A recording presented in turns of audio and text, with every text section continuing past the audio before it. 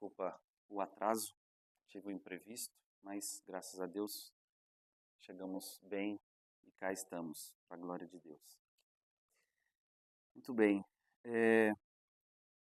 tema proposto para esse nosso encontro nessa noite, tema que penso que seja muito caro para nós, importantíssimo, essencial para a nossa vida cristã, que é a liturgia da missa e a nossa vida. Mas não simplesmente para fazer uma espécie de missa passo a passo e coisa desse tipo, nada muito complexo, mas tentar perceber a relação intrínseca que existe entre essas duas realidades. Porque a princípio é uma coisa óbvia, mas as coisas não são óbvias para nós, as coisas são óbvias para Deus. Para nós, mesmo as questões mais simples precisam ser meditadas, precisam ser rezadas, precisam ser pensadas, precisam ser contempladas. E quando nós olhamos para a vida dos santos, nós notamos que existem coisas que são comuns a todos eles. Devoção a Nossa Senhora, práticas de piedade, vida ascética, conhecimento da Sagrada Doutrina, vida comunitária, prática de obras de caridade, de obras de misericórdia e assim por diante. E existe algo que realmente é comum a todos eles, que é exatamente a presença da Santa Missa, o amor à Santa Missa, a sua liturgia sagrada, mas como parte integrante da vida diária. Porque é muito comum que nós vivamos as duas realidades separadamente, como se ir à igreja fosse uma mera obrigação necessária para a salvação e, portanto, temos que ir, claro, todos os domingos ou quantas vezes for possível. E a vida diária, a nossa vida social, como se fosse uma realidade inferior, como se fosse uma espécie de realidade periférica. E as coisas não são assim. Quando a gente olha para o Antigo Testamento e a gente pensa já em vida litúrgica, vamos dizer assim, a gente vê que no Antigo Testamento o culto a Deus era parte da vida das pessoas. Então as pessoas, o povo hebreu, elevava ao Senhor um altar em adoração, por exemplo, por uma graça recebida, por uma batalha vencida, por uma terra conquistada, a fertilidade de um fruto, de um campo, a constituição de uma família, o nascimento de um filho. Então, elevar um altar a Deus em adoração é uma prática já do Antigo Testamento e era muito comum. Como não existia templo, o templo construído em Sião é bastante posterior, né, às primeiras práticas do culto cristão.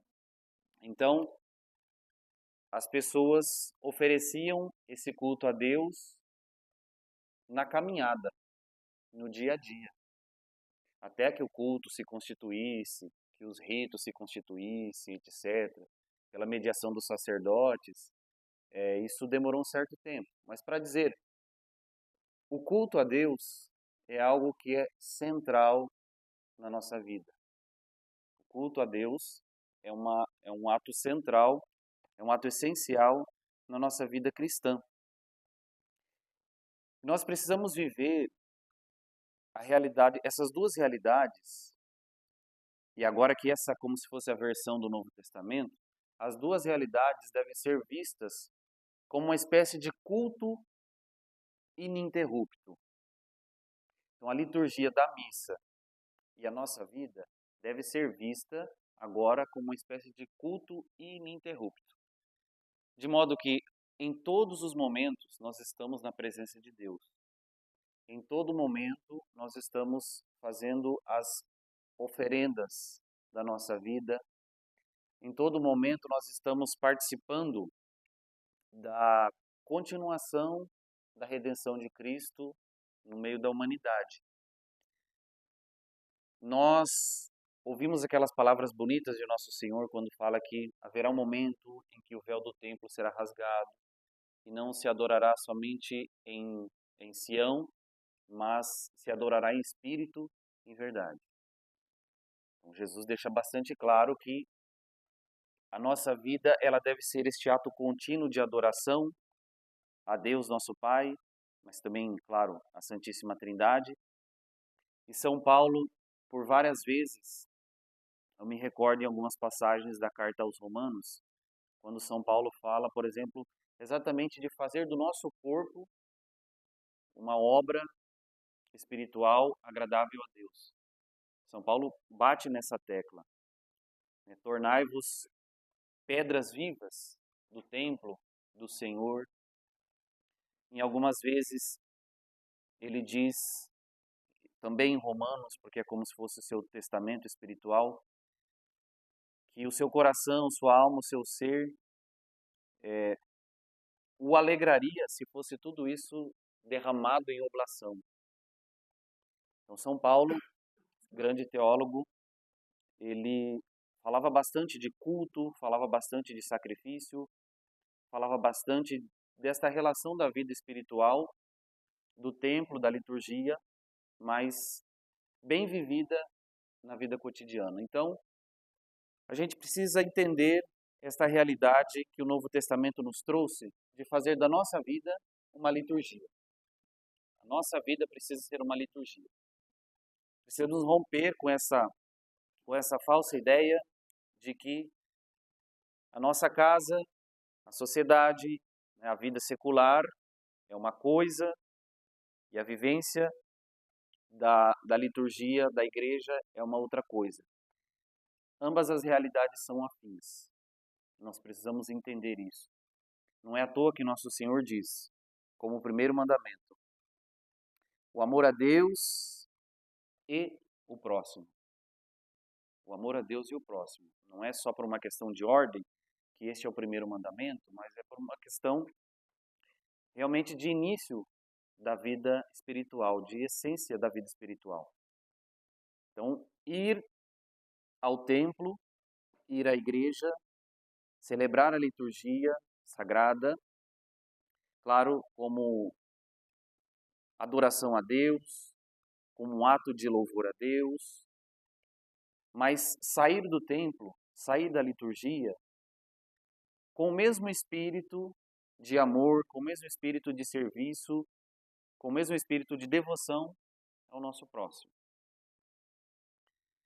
O Catecismo da Igreja Católica, no parágrafo 1069, diz da Sagrada Liturgia que originariamente a palavra liturgia significa obra pública.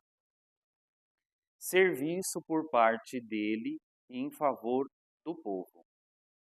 Então essa é a definição de um modo geral do que significa liturgia. Alguém a preside, alguém a executa em favor de um povo. A liturgia, portanto, não é uma obra particular. A liturgia não é uma obra individual. A liturgia não é de ninguém, poderíamos dizer assim, a não ser do próprio Cristo. E Cristo a constituiu exatamente para que ela seja vivida em favor do povo.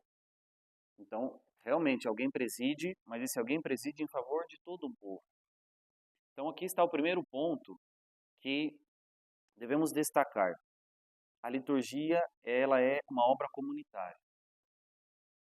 Celebrar a liturgia, e seja ela relacionada a qualquer dos sacramentos, porque o batismo é uma liturgia, o matrimônio sagrado é uma liturgia e assim por diante, mas nós estamos fazendo aqui um recorte, como o tempo é breve, estamos fazendo um recorte sobre a liturgia da missa.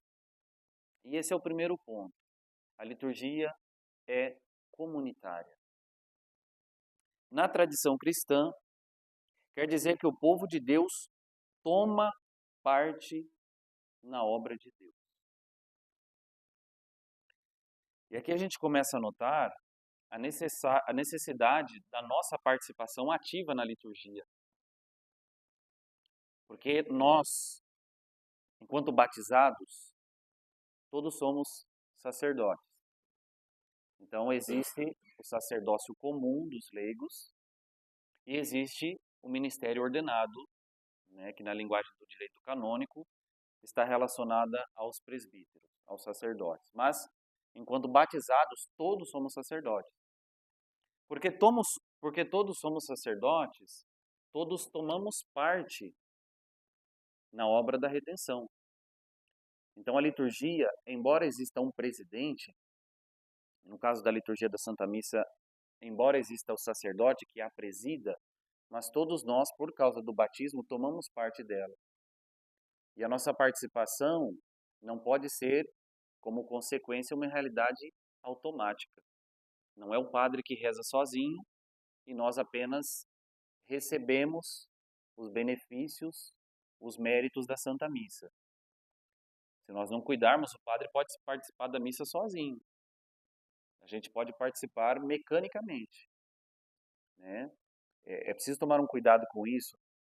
Hoje a gente encontra até teologias modernas que pregam algo estranho nesse sentido, né? De que para bem participar da missa bastaria apenas estado de graça, devido à confissão e reta intenção, né? Então, existe uma linha na igreja moderna, é um pouco formalista demais, que entende que esse tomar parte da missa bastaria apenas o estado de graça e a reta intenção. E não é isso que a igreja prega. É necessário mesmo participar com o coração, é necessário participar com a alma, é necessário estar presente. Desse jeito tomamos posse dela. Desse jeito a tomamos posse, com a participação ativa que o Vaticano II enfatizou. Pela liturgia, Cristo, nosso Redentor e sumo sacerdote, continua na sua igreja, com ela e por ela, a obra da nossa redenção. Aqui está um segundo ponto importante que eu gostaria de destacar, que é essa realidade de Cristo que continua na sua igreja, pela liturgia, a nossa obra de redenção. Porque vejam, onde está a nossa obra de redenção? Está em todo ato que a Trindade realizou em nosso favor. Todo ato de Deus salvífico contribuiu para a redenção realizada na vida de Cristo, que, claro, foi o ápice da redenção. Mas nós olhamos para toda a realidade da ação da Trindade, desde o Antigo Testamento até os dias de hoje, até a consumação dos séculos, tudo isso é obra de redenção. Então não é que apenas a missa nos redimiu. A missa houve o cume, na missa houve o ponto alto, na vida de Cristo houve o ponto alto dessa redenção. Por isso que eu dizia que desde o Antigo Testamento até Cristo, no Novo Testamento e na continuidade das primeiras comunidades cristãs, em todos os momentos, Deus está agindo. Em todos os momentos. Ou seja, na nossa vida cotidiana. A gente recebe a liturgia, como nós temos hoje, muito depois. Mas Deus já nos ama, Deus já nos salva, Deus já realiza atos de salvação e de redenção antes da liturgia. O que acontece é que na liturgia da Santa Missa é como se Cristo formalizasse É como se Cristo ritualizasse a redenção. Então poderíamos olhar para a nossa vida e a presença de Deus nela como um ato de redenção constante, de amor de Deus constante, mas na Santa Missa, Deus ritualiza esta redenção, para fazer disso o centro da nossa vida. Então essa é a intenção. A coisa é bastante, de fato, intencional, porque todas as obras do Antigo Testamento culminaram para que em Cristo houvesse a consumação de tudo, o sacrifício perfeito. Né? E nós continuamos vivendo e viveremos até o fim dos tempos como decorrência desse ponto alto. Então a igreja, né, na pessoa de Cristo, sacerdote e redentor, a igreja fez da Santa Missa esse ponto ápice da vida cristã. Então, a liturgia da missa tem que ser o ponto ápice da vida cristã. Tá? Ela precisa estar presente, ela precisa ser parte constituinte da nossa vida. E a nossa vida como um todo. Que envolva o nosso trabalho, a nossa relação com a sociedade, a saúde do nosso corpo, a nossa vida profissional, enfim, tudo que nós vivemos na nossa vida, a gente precisa ter a Santa Missa como o ápice de tudo isso. A nossa vida só tem sentido a partir da missa. E nós só conseguimos viver ela bem colocando a missa como centro da nossa vida. É evidente que a Santa Missa foi o centro da vida de todos os santos e foi também, claro, da vida de São José Maria. O Dom Álvaro, que foi talvez a pessoa que conviveu por mais tempo ali junto com São José Maria, dizia que era realmente assim. A missa era o centro da vida de São José Maria. Então, Dom Álvaro dizia que São José Maria, ele como que dividia o seu dia em duas partes. Ele rezava a missa pela manhã, né, para comungar Nosso Senhor e poder viver bem aquele dia. E aí ele passava a manhã toda em ação de graças,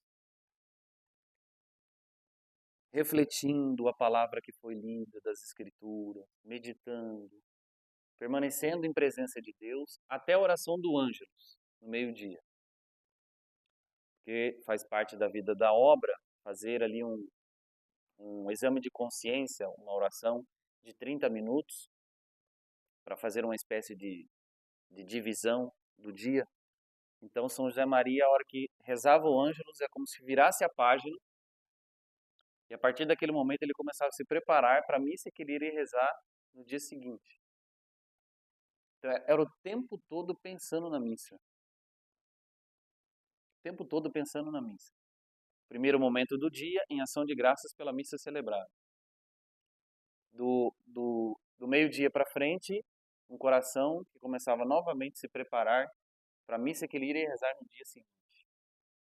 Então ali ele começava uma preparação do coração, ali ele já retomava o evangelho do dia seguinte para começar a pensar, né, nas palavras de Nosso Senhor, né, começava a alimentar o desejo, a ânsia pela Eucaristia, para que o coração dele de fato estivesse presente quando ele fosse rezar a missa no outro dia.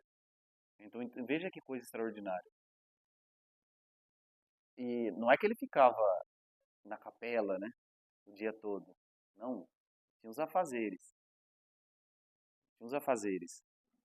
E nos afazeres, comendo, ceando, fazendo tertúlia, conversando, passeando, né, trabalhando, atendendo confissão, o coração na Santa Missa. É uma coisa extraordinária. Uma coisa extraordinária.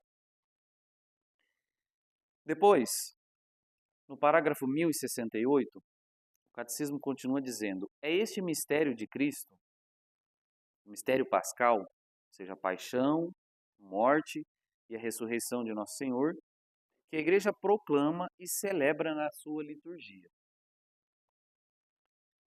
Então, o que está ritualizado no nosso dia, o que está ritualizado na Santa Missa, é esse mistério da obra redentora de Deus, mas que culmina na vida de Cristo. E essa vida de Cristo deve ser entendida como esse mistério pascal: paixão, morte e ressurreição do Senhor. Para que os fiéis dele vivam e dele deem testemunho no mundo. Então veja a conexão que o catecismo está fazendo.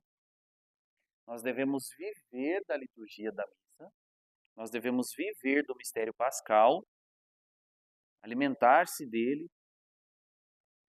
para a partir dele ser testemunho no mundo. Então veja que a Santa Missa não é uma realidade isolada da vida cotidiana.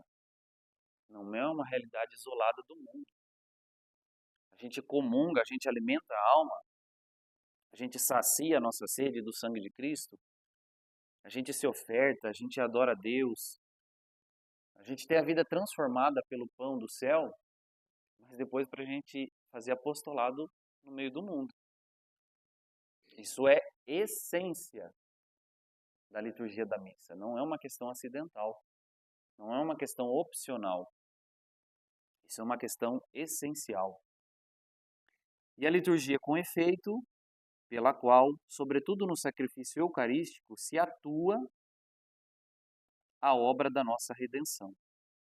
Contribui em sumo grau para que os fiéis experimentem na vida e manifestem aos outros o mistério de Cristo e a autêntica natureza da verdadeira Igreja.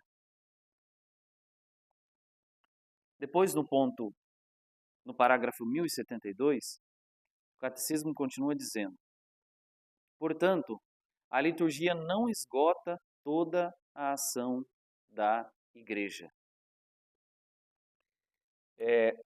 Eu dizia no começo que eu não quero fazer um passo a passo aqui da Santa Missa, porque só gostaria que ficasse destacado isso, né? A relação da Santa Missa, de sua liturgia e a nossa vida.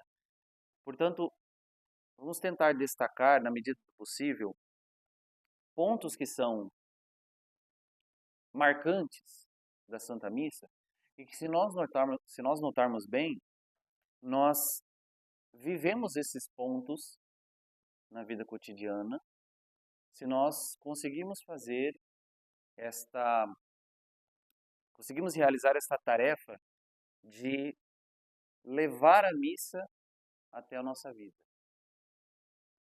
Eu não penso que seja um conceito forçado dizer isso, mas é o modo que eu tenho de expressar para entender essa continuação da Santa Missa na nossa vida, porque ainda que a celebração do mistério pascal seja o cume da nossa vida cristã, dentre todas as liturgias que nós podemos celebrar, a Santa Missa é o cume da vida cristã, mas ela não esgota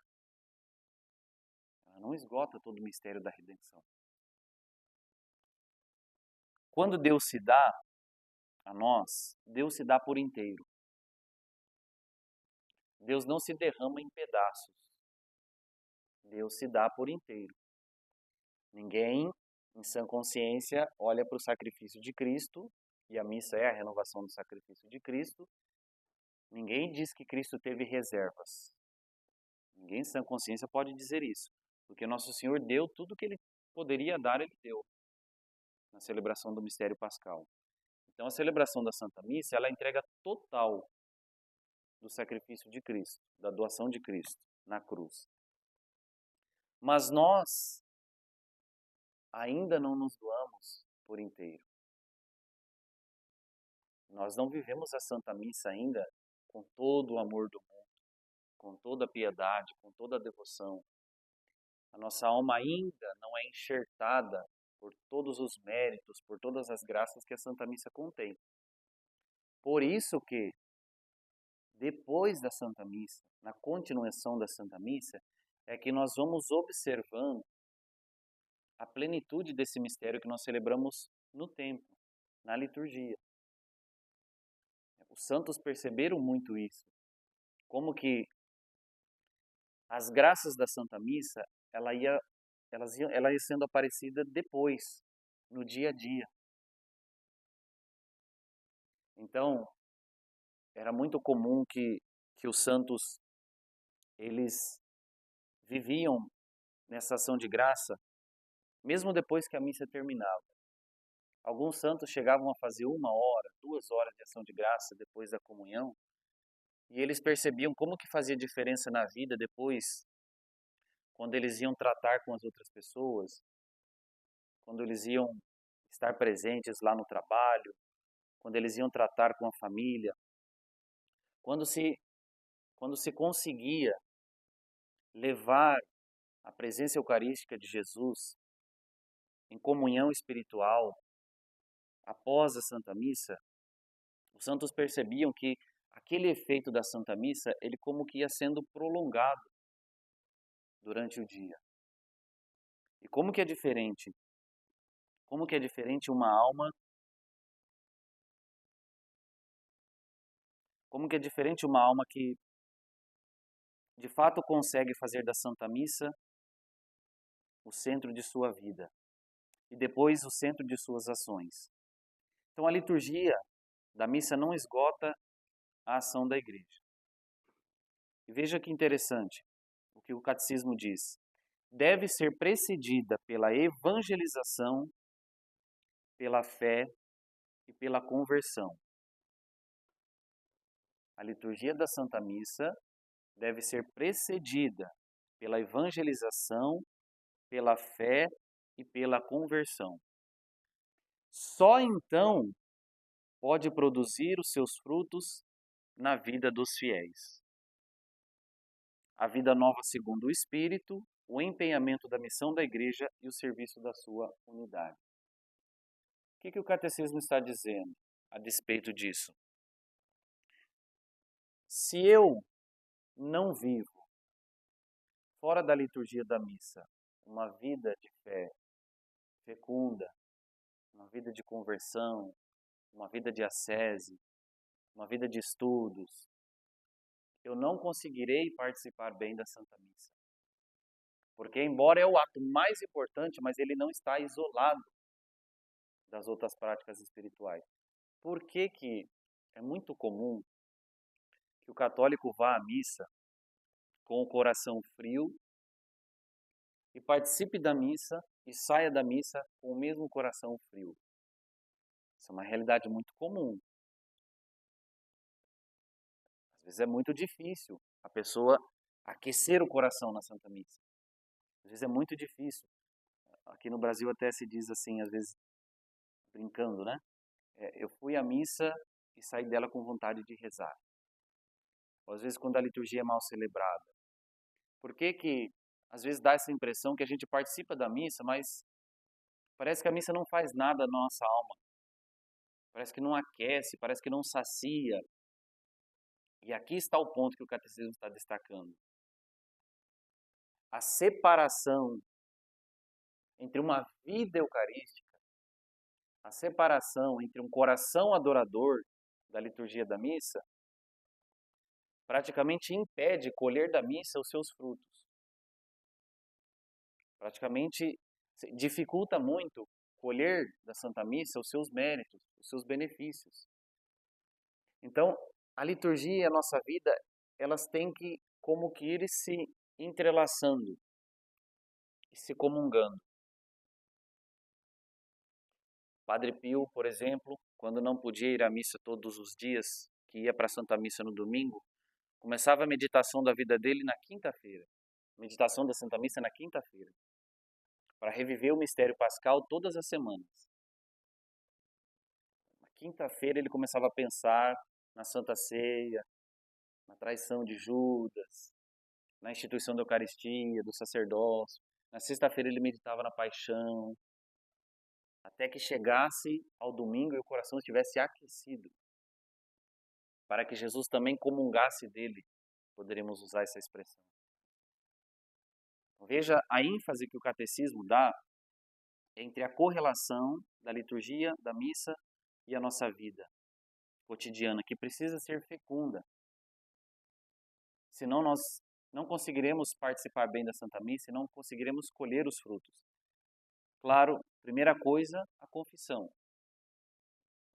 Impensável, né? A comunhão sem estar com a confissão em dia.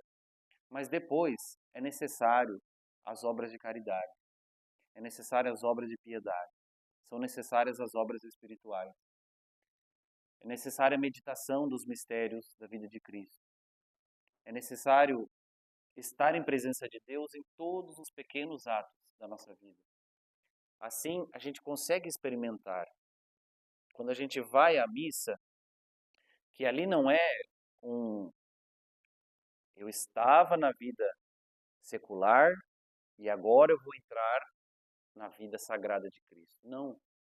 A liturgia deve ser apenas o rito, a ritualização do mistério pascal. No seu começo, no seu meio, no seu fim, mas apenas esta obra ritualizada do mistério que nós já devemos viver no nosso dia a dia. Então a nossa vida, ela deve ser uma missa, uma missão. A nossa vida deve ser uma liturgia constante. Não sei se já tiveram essa experiência de conseguir notar coisas no dia a dia, situações no dia a dia, que são muito semelhantes ao que nós celebramos no rito da Santa Missa. Se nós formos bastante atentos, nós vamos perceber, assim, quase que,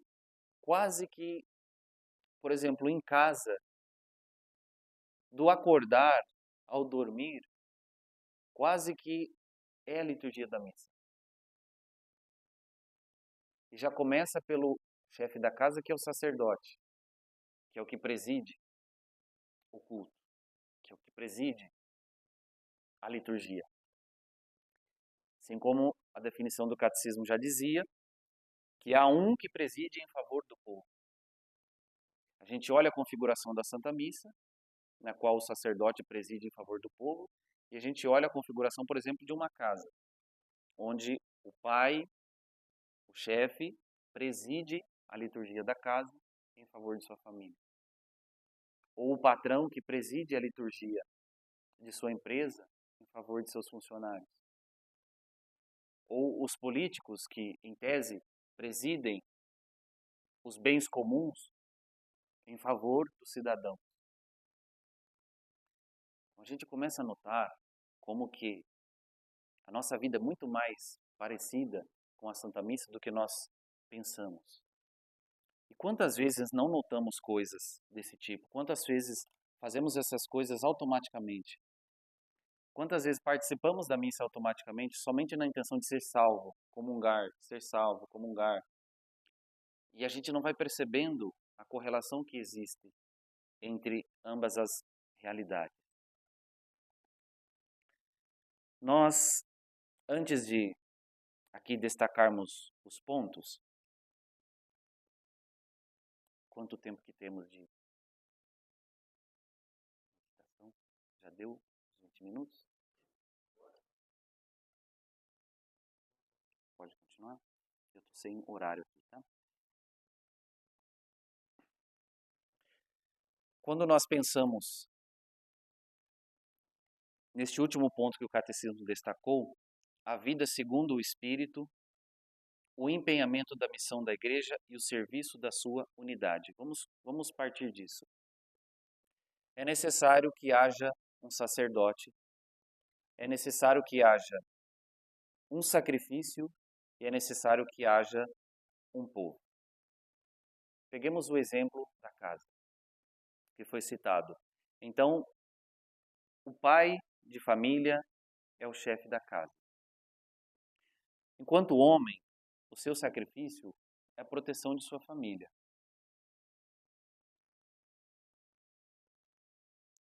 E a diferença que existe, por exemplo, quando a gente pensa em sacrifício do Antigo para o Novo Testamento, é que na liturgia do Antigo Testamento se sacrificava um terceiro. Então, se pegava um cordeiro, se pegava um novilho, se sacrificava um animal em oblação, como um culto espiritual agradável a Deus. No Antigo Testamento isso mudou, no Novo Testamento isso mudou. Não se sacrifica um terceiro, agora se sacrifica a si mesmo. Agora se sacrifica a si mesmo. Então, quando a gente olha, né, para o chefe da casa, para o pai de família, ele enquanto sacerdote, começa, talvez aqui ficar claro, né, como que a gente não tem, assim, um terceiro para sacrificar. O sacrifício somos nós mesmos. Sacrificar-se pela esposa, sacrificar-se pelos filhos, sacrificar-se pelo lar, sacrificar-se em favor daquele povo que Deus o confiou. Olha como que a vida familiar, olha como é que o sagrado matrimônio se parece com a liturgia da Santa Missa. E é uma constituição que é da natureza do sacramento e que nós nem sempre, muitas vezes, nós nem sempre percebemos. Veja como que muda a compreensão se nós olharmos para a vida familiar desta maneira. As coisas começam a deixar de ser obrigação, simplesmente. As coisas começam a deixar de ser um rito. As coisas começam a deixar de ser formalismo e começa a se tornar esta obra redentora. Porque uma coisa é eu cuidar da minha esposa, porque um dia eu disse sim diante do padre e agora eu tenho que fazer. Outra coisa é cuidar dela com uma obra de redenção, para elevá-la, para elevar a sua dignidade, para dar a ela vida. Uma coisa é o cuidar dos filhos por pura obrigação, por puro preceito. Outra coisa é cuidar dos filhos, sacrificar-se pelos filhos, procurando redimi-los de suas fraquezas, elevá-los, dar a eles a vida em abundância, que vem por meio do sacramento. Nota como o modo como nós olhamos a missa, a sua liturgia, ela pode influenciar diretamente no modo como nós vivemos depois as liturgias do cotidiano. Nota a necessidade de compreender a Santa Missa para viver com amor, para tomar parte da obra redentora de Cristo, como dizia o Catecismo, para viver essa dinâmica da liturgia, para poder saber viver essa dinâmica no dia a dia. E isso muda tudo. Quantos, a maioria aqui dos casados, né? Quantos de vocês que já pensaram nisso? Que do amanhecer ao dormir existe uma liturgia a ser conduzida, que o homem é o sacerdote, que a mulher é a esposa,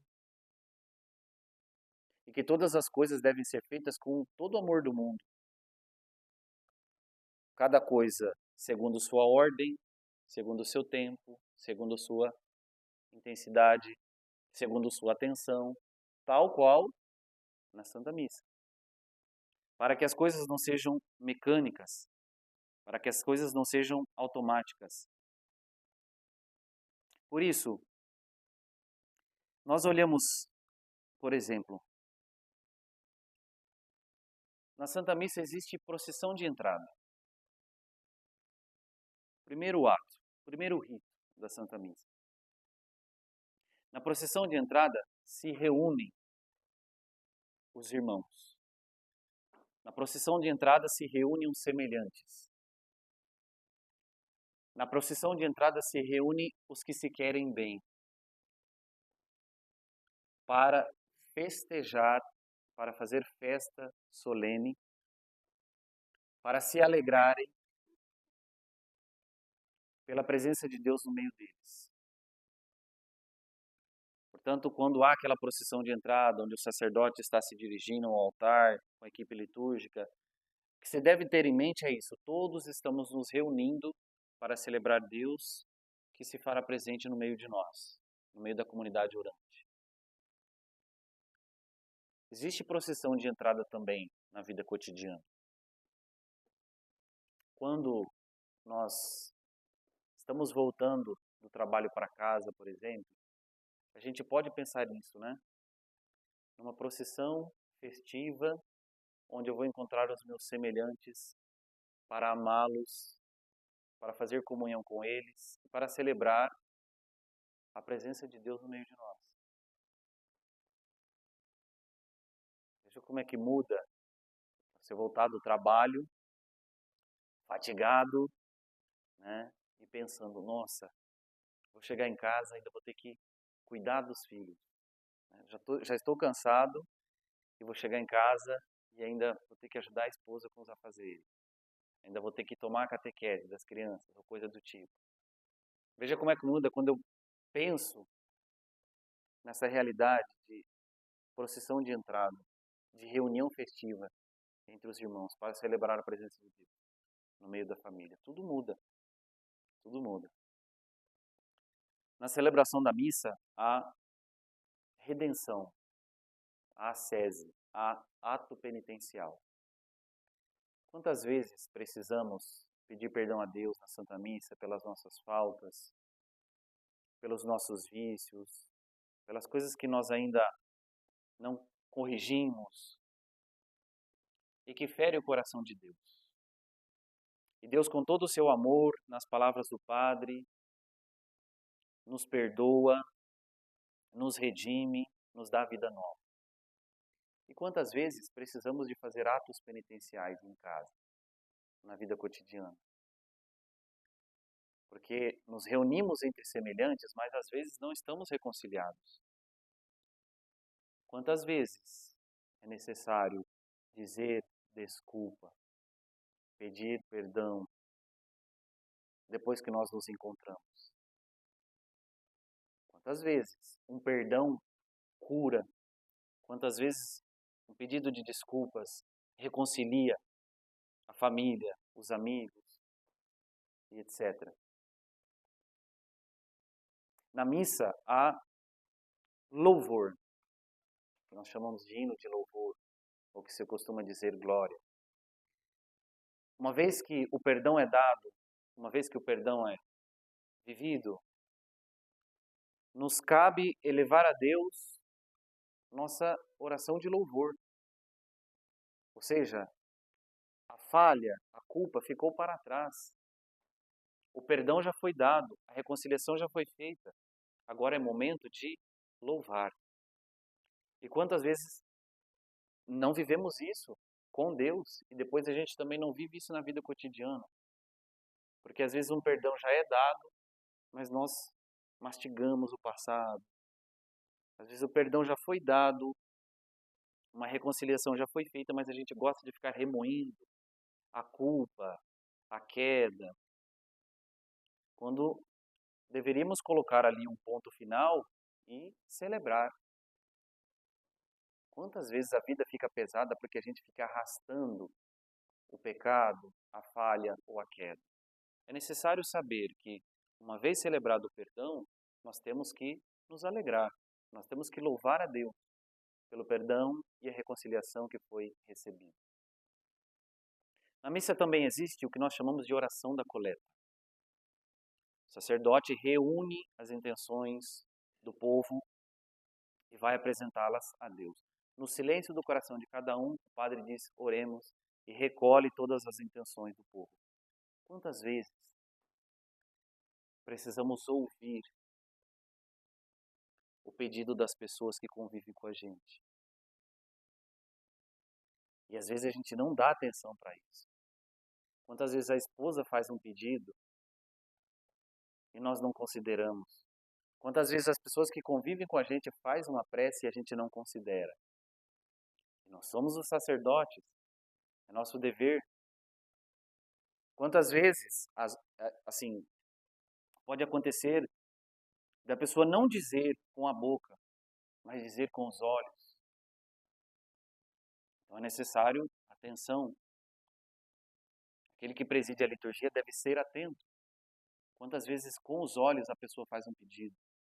Quantas vezes com o choro a pessoa faz um pedido? Tudo isso é função do sacerdote. Tudo isso é função daquele que preside. reunir com atenção o pedido, a prece, o choro, a lágrima, a necessidade de cada um e apresentá-las a Deus. Não podemos fazer como aqueles que, naquela parábola que Jesus falava do bom samaritano, passou, viu que estava doente, viu que estava à beira do caminho, viu que estava moribundo e passou adiante. Isso não pode acontecer. Na nossa vida, na liturgia da nossa vida, devemos estar atentos para fazer esta coleta e apresentá-las a Deus. A coleta dos nossos irmãos, dos necessitados, que muitas vezes vem em nós uma proximidade com Deus. Quando for necessária, pausa. Então, antes de prosseguirmos, agora vamos então fazer a nossa pausa e vamos guardar até aqui isso no coração. Quantas vezes não percebi o meu sacerdócio? Quantas vezes eu não percebi que Deus havia me colocado ali naquele lugar para que eu presidisse aquela liturgia, no meu trabalho, na minha família, na vida profissional e assim por diante. Vamos perguntar isso para Deus, vamos por enquanto ficar com esta verdade incomodando o nosso coração.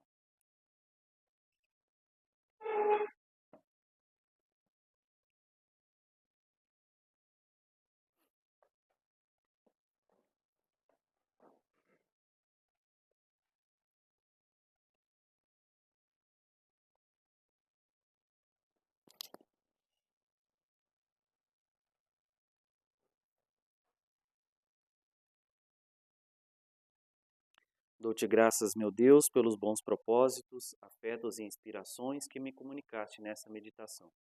Peço-te ajuda para os pôr em prática. Minha Mãe Imaculada, São José, meu Pai, Senhor, meu anjo da guarda, intercedei por mim.